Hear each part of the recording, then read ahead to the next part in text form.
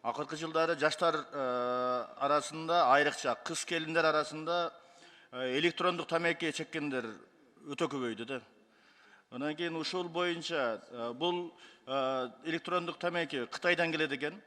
Анан курамына кандай нерсе бар экенин эч ким билбейт. Белгисиз бир суюктуктарды куюлган экен. Мындай зыяндуу заттарды азыртан көзөмөлдөө алышыбыз керек. Бул азыр ар бир кыз келиндерге көбөйүп кетти да арасындачы. Ушуну биз алдын алышыбыз керек. Бизди саламат сактоо министрлиги десе эле бул жанагы ооруну сакайтуу үчүн гана деп билбешибиз керек да. Биз ооруну алдын алышыбыз керек.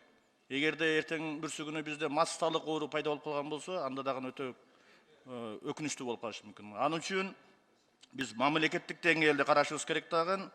Саламат сактоо министрлиги, МВД, билим берүү министрлиги жана улуттук телерадио компаниясынын менен биргеликте түшүндүрүү иштерини же болбосо тарбиялык роликтерди чыгарыш керек.